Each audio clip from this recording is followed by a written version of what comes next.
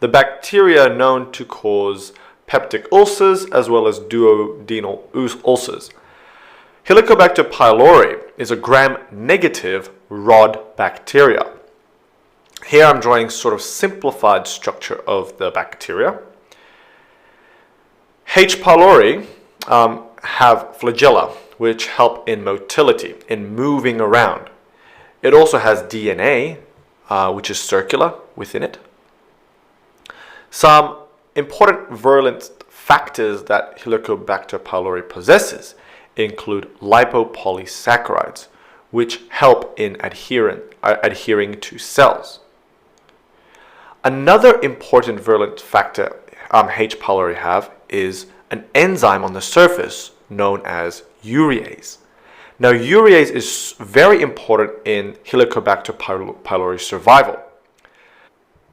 What urease does is that it converts urea and water to carbon dioxide and ammonia. And this is important, and we'll soon see why. But essentially, ammonia, which is NH3, is quite basic, so it's alkaline. And then H. pylori can also secrete some exotoxins, such as VAC-A and CAG-A. VAC-A essentially causes apoptosis of cells, and then CAG-A is responsible for disrupting the cellular integrity and structure, and also promotes inflammation. If that doesn't all make sense, don't worry, hopefully we'll be able to understand it after going through this video. So H. pylori is a common cause of peptic ulcers and duodenal ulcers. Let's just have a look at the anatomy of the stomach briefly and the GIT. So here we have the stomach and here we have the duodenum, which is the first part of the small intestine. The pylori sphincter here essentially is a barrier between the stomach and duodenum. Anyway, the stomach has a few parts to it. The fundus, which is the top, the cardia, which is essentially the first part where the esophagus meets the stomach, the body, and then we have the antrum. Now the antrum is the most important part here because the antrum is where H. pylori typically resides in. And actually 50% of people have H. pylori living inside them as commensals, you can say, commensal bacteria. So zooming into the antrum, the stomach, we can see that the stomach cells are composed of columnar epithelial cells. And the columnar epithelial cells, they have between them junctions known as tight junctions. Above these columnar epithelial cells, we have a layer of mucus, which are produced by the goblet cells. And mucus is very important because it acts as a barrier from the hydrochloric acid layer on top. And the hydrochloric acid is important in the digestion of food. The hydrochloric acid is produced by cells known as parietal cells. And of course, above this acidic layer, we have the lumen of the stomach.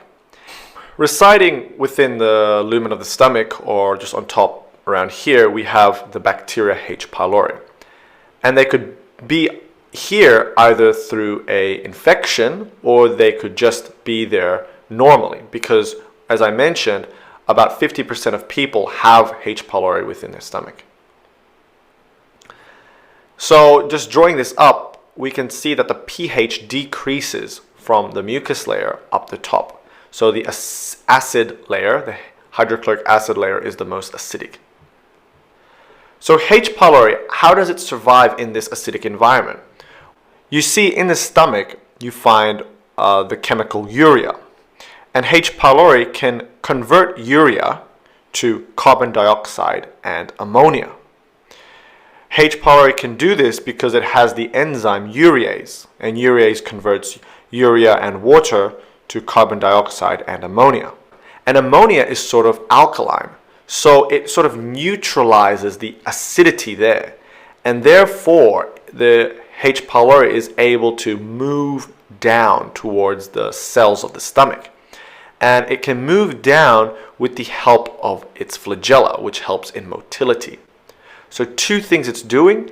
It is using its enzyme urease to make ammonia, which neutralizes the acidity, and the H. pylori is using the flagella to help it in moving down towards the stomach cells.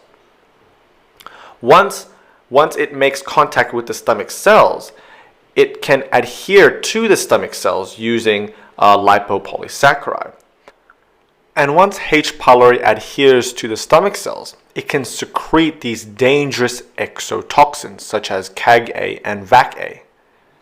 And as I mentioned, CAG-A disrupts cell integrity and essentially breaks down these tight junctions between the stomach cells. At the same time, CAG-A stimulates the production of certain cytokines within these cells. Cytokines such as interleukin-8. So what does interleukin-8 do? Well, interleukin-8 is sort of like a chemokine which attracts neutrophils into the area. And neutrophils are highly inflammatory and can damage essentially the stomach tissue. So interleukin-8 promotes inflammation. Now we have VAC-A. VAC-A essentially induces or causes apoptosis of the stomach cells.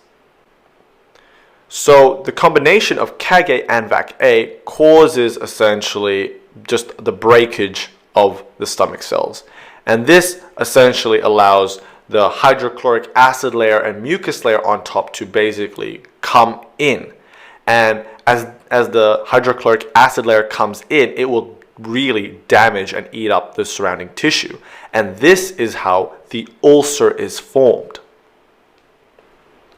It should be pointed out that the H. pylori infection in the stomach, which will promote inflammation, will actually result in a lot more hydrochloric acid being produced by the parietal cells. And this is because inflammation essentially promotes hydrochloric acid secretion in the stomach due to histamine, for example.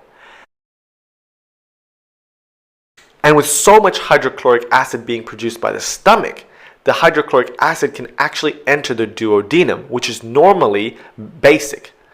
And so this H. pylori infection can result in a duodenal ulcer as well. I hope this makes sense. So I hope that made sense.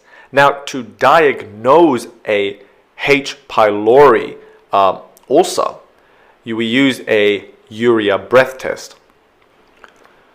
A urea breath test is essentially when a urea chemical is tagged. The carbon of the urea chemical is tagged. And then the person eats the urea, and then so the urea sample will go down to the stomach where maybe the H. pylori is. If the H. pylori is there, the urea with water will be converted to carbon dioxide and ammonia. And then this carbon dioxide will actually have that chemical tagged on the carbon. The carbon dioxide will then leave the stomach to the bloodstream. The carbon dioxide will travel up to the heart, and then the heart will pump the blood with this chemically tagged carbon dioxide to the lungs, and then the carbon dioxide will be exhaled out. And so the presence of a chemically tagged carbon dioxide will indicate that it is a H. pylori infection. Other ways to diagnose a H. pylori infection include a stool sample test. Now, to treat H. pylori infections, you usually use proton pump inhibitors to sort of prevent hypersecretion of hydrochloric acid, and you also use antibiotics to target